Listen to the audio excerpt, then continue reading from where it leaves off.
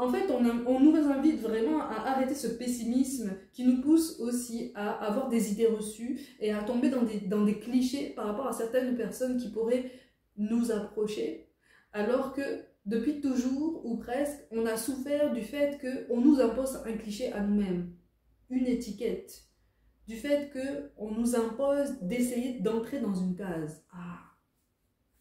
Si tu as souffert de ça, pourquoi inconsciemment tu essayes de l'appliquer aux personnes extérieures à toi?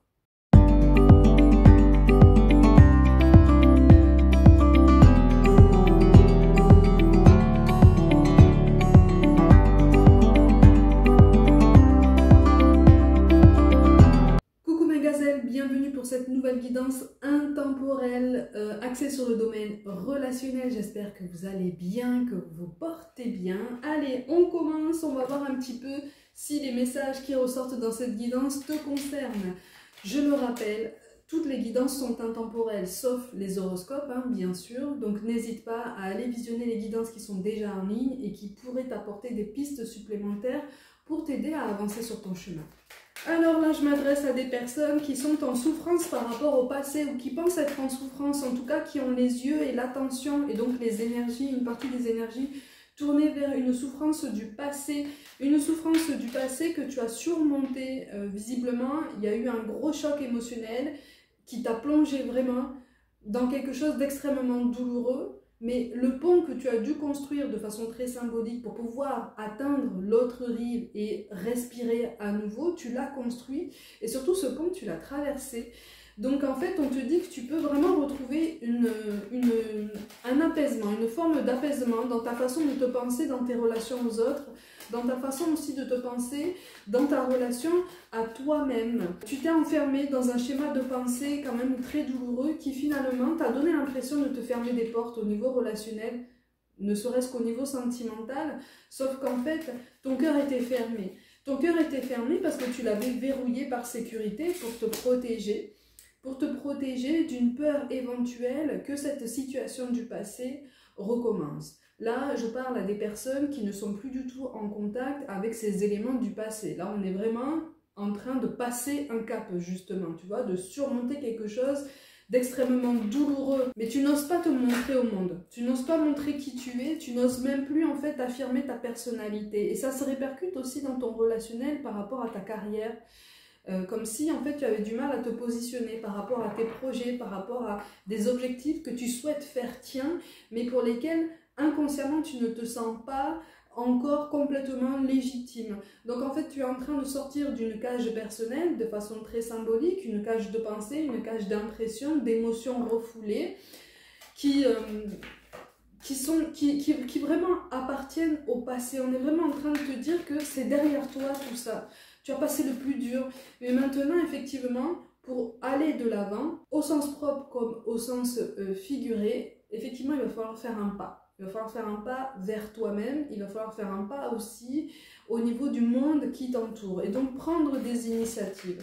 Là, visiblement, même au niveau professionnel, soit tu t'es complètement effacé ou tu as l'impression en fait qu'on t'a oublié, il y a eu une mise en retrait, hein, de toute façon. C'est une mise en retrait qui au début a été sentie comme une forme d'injustice et puis au final quand même tu t'es habitué et de cette forme d'injustice tu en as fait une zone de sécurité, une zone d'habitude, on va dire ça comme ça, parce qu'une zone de sécurité, ça ne se présente pas comme ça.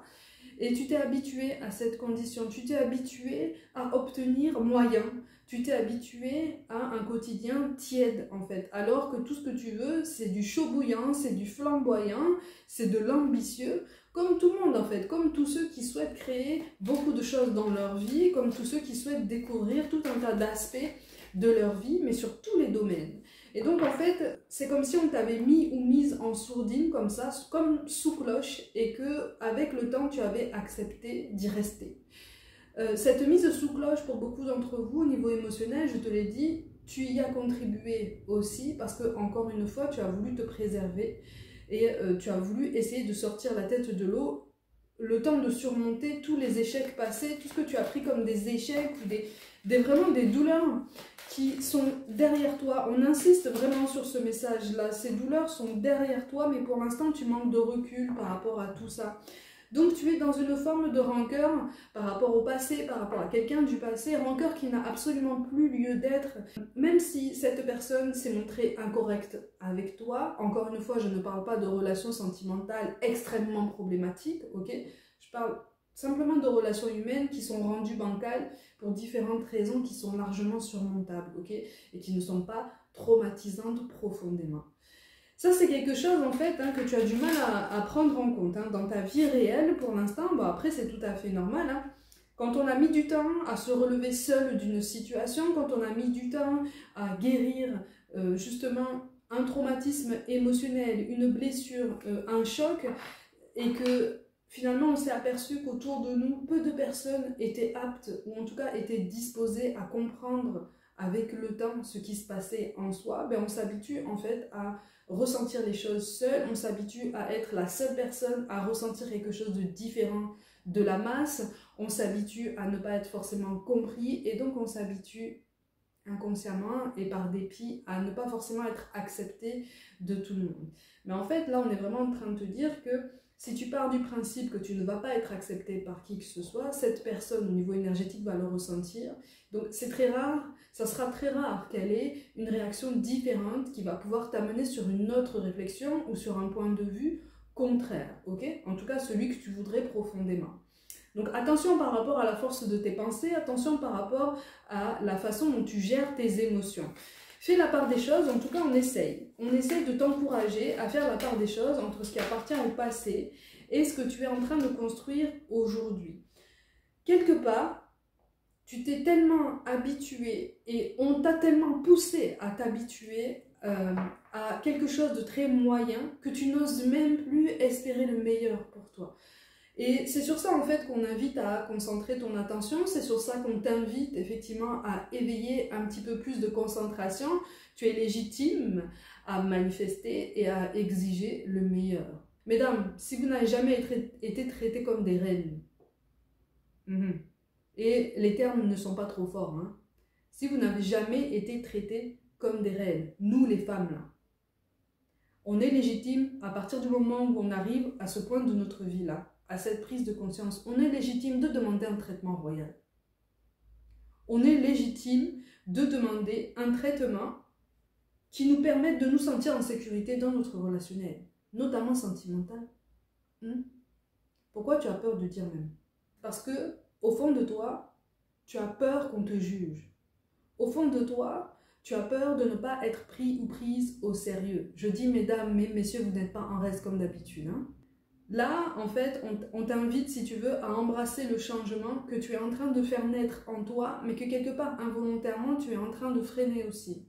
Donc, tu es sur une ambivalence avec laquelle l'univers, en fait, a du mal à capter un petit peu tes énergies. C'est-à-dire que tu veux quelque chose, et quand tu sens que ça arrive, tu te dis « Ah non, finalement, c'est pas pour moi, ça me fait trop peur, je vais pas pouvoir gérer, je vais pas pouvoir m'habituer. » C'est peut-être pas le moment, en fait, c'est peut-être pas le moment. Et à partir du moment où cette pensée impacte ton quotidien, tu vas rencontrer des synchronicités qui vont te conforter dans cette idée que c'est pas le moment, c'est pas pour toi-même. Pourquoi ce serait pas le moment? Pourquoi ce serait pas pour toi-même?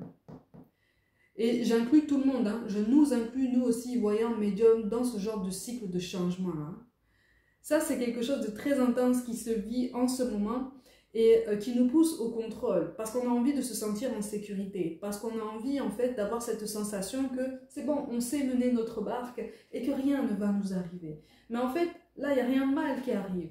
Tu es juste en train d'être poussé dans tous les sens et par tous les moyens à te libérer de cette forme de colère, de cette forme de rancœur, et j'allais dire de terreur aussi. C'est comme si tu étais animé jusqu'à très récemment par un réflexe d'alimentation de cette forme de terreur, de ce qui pourrait potentiellement se passer demain, de ce qui pourrait potentiellement se passer, et là je m'adresse aux célibataires, avec une potentielle nouvelle rencontre ou peut-être avec quelqu'un qui revient dans ta vie. À partir du moment où ça n'est pas fait, à partir du moment où ça ne s'est pas acté devant toi-même, pourquoi tu as peur? Pourquoi est-ce qu'on a peur de ça? Pourquoi est-ce qu'on a peur de ça? Parce qu'on a peur de ce changement, en fait. On a peur d'être à nouveau déçu, on a peur d'être à nouveau spolié, on a peur, en fait, de ne plus être à nouveau pris ou prise au sérieux. On a peur que quelqu'un minimise notre souffrance, nos douleurs, nos contrariétés, nos contradictions, notre personnalité, en fait. Qui on est, notre histoire, la façon dont on en a fait une force, la façon dont encore aujourd'hui on essaye d'en faire un outil pour avancer, pour se construire, se reconstruire, s'élever, avoir des objectifs encore plus ambitieux, que ce soit par rapport à nous-mêmes, que par rapport à une potentielle relation sentimentale, un conjoint, une conjointe, des projets professionnels. Pourquoi se dire non? En fait, c'est vraiment ça, hein, l'essence de la guidance. Elle percute, hein, vraiment. Pourquoi est-ce qu'on se dit non? Pourquoi est-ce qu'on se refuse le bonheur? Pourquoi est-ce qu'on se refuse ce bien-être auquel on aspire malgré tout? Pourquoi est-ce qu'on se tiraille nous-mêmes? Pourquoi est-ce qu'on s'impose cette souffrance même? Je dis on parce que je parle de l'être humain, d'accord? On est tous susceptibles de tomber dans ce genre de schéma qui ressemble à un labyrinthe de pensée, un labyrinthe d'émotions. On essaye de se raccrocher à ce qu'on peut. On essaye de se recomposer parce qu'on pense qu'un morceau de nous-mêmes a été perdu là-bas. Un autre morceau de nous-mêmes a été pris par cette personne. Un autre morceau de nous-mêmes a été délaissé par notre propre initiative parce qu'on n'a pas respecté nos limites dans le passé. En fait, tu n'es pas fragmenté, tu es entier. Tu as toujours été entier ou entière, tu as toujours été cette entité unique, en fait, cette individualité. Tu n'as pas besoin d'aller te rechercher par morceaux dans des endroits dispersés. Tu n'as pas besoin de tester tout un tas de rituels pour essayer de couper des liens karmiques. Parce qu'à partir du moment où certaines choses tournent et retournent en toi, ça ne veut pas dire que le lien karmique est encore intact. Ça veut dire que ce lien karmique est encore en train de t'enseigner quelque chose. Pourquoi le repousser? En fait, c'est comme si on te disait pourquoi est-ce que tu repousses ta vie? Pourquoi est-ce que tu repousses cette nouvelle vie vers laquelle on essaye de te guider depuis bien 2 ou 3 ans? C'est fou quand même, c'est une guidance vraiment particulière qui ne parlera pas à tout le monde comme d'habitude. Hein. Donc vraiment, prends ce qui vraiment t'aide à avancer et à prendre du recul par rapport à toi-même. Parce que tu le sais ici, hein, pour ceux qui viennent d'arriver, je le précise, hein, on ne juge pas. Okay? On ne juge pas, on ne fait pas entrer les autres ni soi-même dans une case, on ne colle pas une étiquette à qui que ce soit, on se libère de tout ça. Et en fait, on apprend à s'affranchir de tout ça, on apprend à être soi-même, on apprend à être entièrement qui on est et qui on a envie d'incarner et ce qu'on a envie aussi d'imprimer dans notre vie, en nous-mêmes et puis par rapport aux autres. Quelle empreinte est-ce qu'on veut laisser dans notre relationnel, dans cette incarnation? En fait, on nous invite vraiment à arrêter ce pessimisme qui nous pousse aussi à avoir des idées reçues et à tomber dans des clichés par rapport à certaines personnes qui pourraient nous approcher, alors que depuis toujours, ou presque, on a souffert du fait qu'on nous impose un cliché à nous-mêmes, une étiquette, du fait qu'on nous impose d'essayer d'entrer dans une case. Ah. Si tu as souffert de ça, pourquoi inconsciemment, tu essayes de l'appliquer aux personnes extérieures à toi, qui visiblement n'appartiennent pas à ton passé? Là, pour beaucoup, on t'oriente vraiment sur de la nouveauté, on t'oriente vraiment sur de nouvelles énergies, aussi bien en toi-même que autour de toi. Pourquoi est-ce que tu te refuses ça? Pourquoi est-ce que tu essayes de chercher le passé, ou en tout cas une potentielle ressemblance avec le passé, quel que soit l'aspect qu'elle prend, dans quelque chose qui vient à toi? Parce que c'est ce passé qu'on a toujours connu, en fait.